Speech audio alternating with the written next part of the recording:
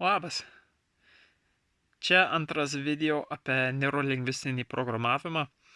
Aš norėjau biškį daugiau struktūrizuotai apibūdinti, apie ką bus sekantys videos, biškį giliau apibūdinti, kas NLP yra ir duoti biškį daugiau informacijos, iš ko tai kilo, keletą ant ko tai pagrįsta, kokios yra fundamentalios technikos ir kaip jinai naudojama su konkrečesnių pavyzdžių.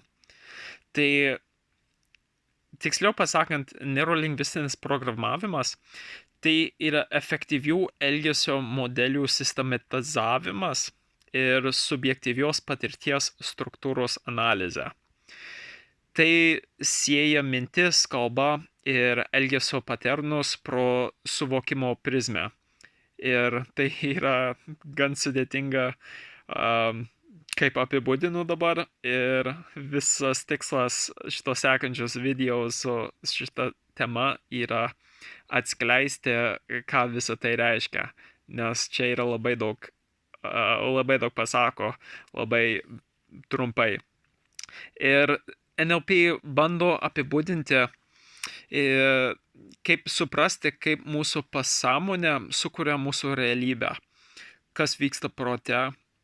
Ir sunku pasakyti tiksliai, kas tai yra, nes patys įkūrėjai NLP išsiskyrė dėl jų įsivaizdavimo, į kurią pusę NLP turėtų eiti. Tai truputį apie tos įkūrėjus.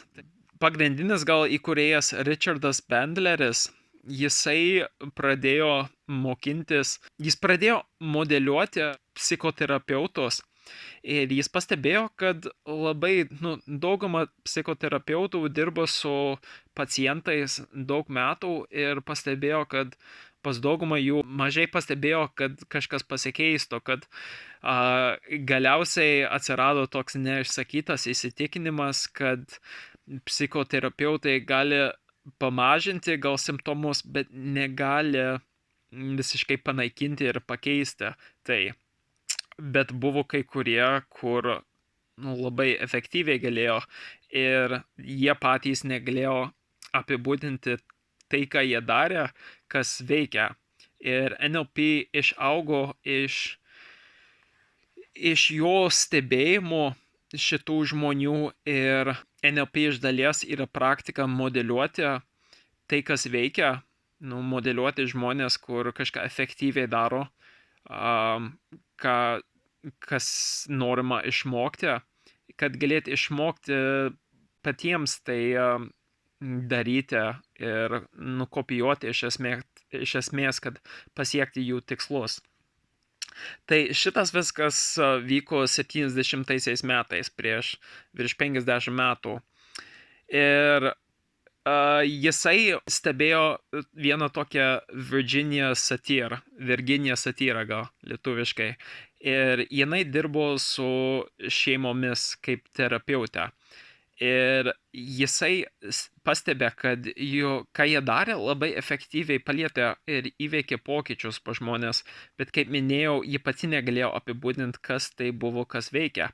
Ir jisai ją stebėjo ir modeliavo, iki kol jis galėjo pranašauti, ką jinai sakys prieš jais sakant ir kaip tai pasakyti.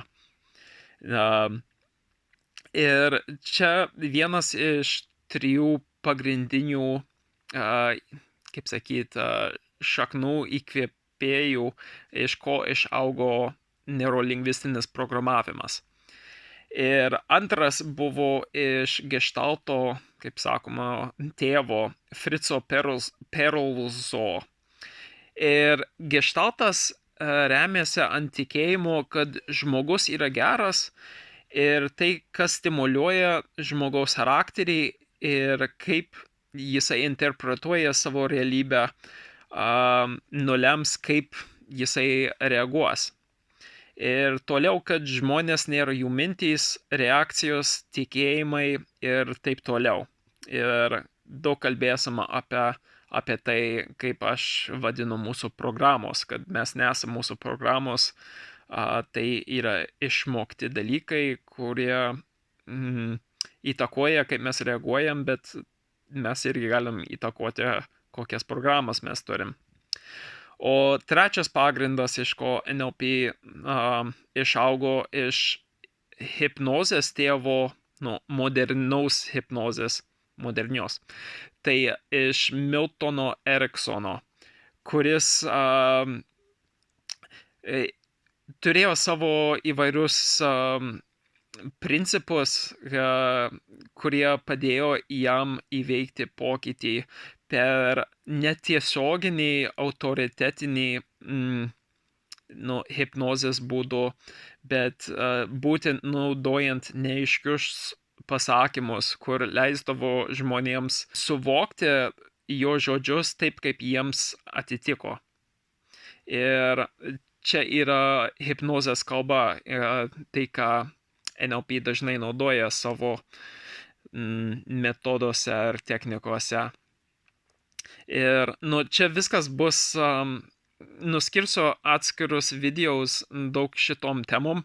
Čia aš apibūdinu tiesiog daug apie ką, pagrindinės vietas, kurias norėsiu paliesti, nes čia labai daug yra. Ir toliau norėčiau pakalbėti truputį apie pagrindinius konceptus NLP. Tai vienas iš pagrindinių yra, kad žemėlapis nėra teritorija. Ir tai suvokima, kad dažnai, kai mes planuojam kažkur nueiti, mes turim kažkokį tikslą, tai mes nereaguojam į tą realybę, kuri vyksta laukia mūsų, o mes reaguojam į mūsų interpretaciją. Ir kaip mes interpretuojam, tai yra visas kitas video, kaip mūsų protas sukuria tą vidinį filmuką, kaip aš mėgstu galvoti. Ir toliau NLP konceptas svarbus, tai rezultato mąstymas. Ir čia yra panašu į kai kurių aspektų coachingo turėti aišku fokusą pasiekiamiems tikslams. Ir tai čia yra fokusas, kur tu nori eiti, ko tu nori pasiekti, pastebėti, žinoti, kur esi dabar, kad turėt prie ko palyginti, kur tu nori eiti. Ir čia nėra kaip terapija, kur lenda į praeitį, iš naujo pergyventi senus skausmus, o būtent žiūrėti į tą norimą ateitį. Ir kitas konceptas yra jutimo aštrumas. Ir čia yra, kaip mes galim išugdyti, pastebėti žmonėse subtilius pokyčius, kaip staiga gal pasikeičia žmogaus tonas ar kūno kalba, arba duoda kažkokį pasąmoningą signalą, kuris dažniausiai reiškia, kad pasikeitė kažkas viduje, kaip jie mąsto, arba kažkas, jų emocija pasikeitė kažkuo. Ir yra pilna pratimų, kaip galima šitą išlavinti, tai vienas iš tų, pavyzdžiui, stebėti žmonės, kaip ką jie sako, ar kaip kūno kalbą naudoja, ir pastebėti kažkokius mažus subtilius pokyčius. Ir labai įdomu tada pastebėti, pamatyti kitaip žmonės. Ir toliau tada kitose videos pakalbėsiu apie fundamentalias technikas, kaip sukurti ryšį su žmonėmis, kaip čia irgi coachingo pagrindas, kad negali padėti žmogui niekaip, jeigu neturėsi ryšio su juo. Tai pavyzdžiui, kaip sukurti tą ryšį, tai vienas iš tų būdų yra atspindėti jų kūno kalbą, arba kaip jie šneka, tokiu greičiu, kaip jie šneka, arba kopijuoti jų kalbos manierus, bet ne taip, kad būtų akivaizdžiai, kad jos kopijuoja, bet subtiliai, kad pajaustų, kad yra ryšys tarp abiejų žmonių. O kita tema yra inkarai. Čia galima kelias videos padaryti, kaip viskas realiai yra inkaras. Ir kitaip tai suprantama, inkarai gali būti dalykai, kurie mums sutrigerina kažką. Ir inkaras yra bet koks dalykas, daiktas, abstrakti mintis, ant kurios mes uždedam kažkokią reikšmę, kur iš savęs neturi jokios reikšmės.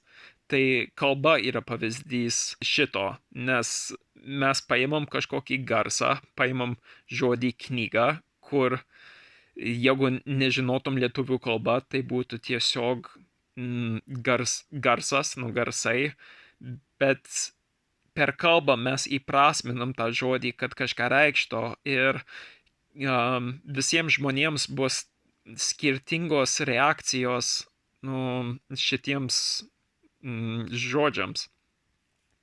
Ir kita technika yra kaip perrašyti mūsų perspektyvą arba istoriją. Pavyzdys to, kaip kažkas neigiamo, kas įvyko praeityje, kad galėti tai sugrįžti į tą patirtį ir neprisiminti tik tai, kas neigiamo išėjo iš to, bet nežiūrėti į tai kaip naštą, kurio mes nešam, o kaip kažkokia sunkia patirtis, iš kurios mes kažką išmokom, kurie padarė mus stipresnę, kur galiausiai gaunasi kaip pamatas, ant ko stovėti vietoj naštos, kurią mes nešam. Ir toliau kalbėsim kitose videos, kaip aplikuoti NLP ir kuriuose vietose. Tai naudojama terapijoje arba saviugdymo, ar kaip coachingo sesijose. Tai naudinga panaikinti baimės, fobijas, paversti ribojančius įsitikinimus įgalinančiais ir pasiekti norimas ateitis, kaip darom per coachingą. Ir toliau tai naudinga išugdyti savo komunikaciją. Tai suprantant, kaip protas veikia, kaip iš ko susidaro mūsų vidinis filmukas, mes galim irgi suprasti, kaip kiti žmonės veikia, kokie yra jų dominuojančios jūslės kalbos, apie ką kalbėsim kitam video, kad galėt ir sukurti dar stipresnį ryšį su žmonėmis, kad galėt išsakyti mūsų mintis, kad tai su didesnė galimybė, kad kiti žmonės interpretuos tai taip, kaip mes norim būti suprantami. Sekanti nauda yra NLP, kaip naudoti, išugdyti savo mokymosi įgūdžius ir edukacijai. Tai vienas pavyzdys, kaip NLP buvo naudojamas vaikams, kurie prastai žodžius rašė. Tai jie bandydavo iš klausos išrašyti žodžius. Ir pavyzdžiui, anglų kalboje jie kas gerai žino, kad labai dažnai tos raidas ir jų sudėliojimas netitinka taip, kaip skamba. Tai pavyzdys, kaip padėjo žmonėms, yra, kad sukurtų vaizdus tų žodžių savo galvoje, vietoj, kad bandyt rašyti iš klausos. Ir čia yra kaip NLP naudinga atitaikyti, kurią jūslę mums padės naudingiau išmokti pasiekti kažkokį norimą tikslą. Ir galiausiai NLP naudinga įvesti pokyčius arba asmeniškam gyvenime, santykiuose arba versle, išugdyti lyderystės įgūdžius. Ir, čia yra tokia plati grupė įrankių, kuri tokia įdomi, kad, laukiu pasidalinti daugiau su jumis. Iki.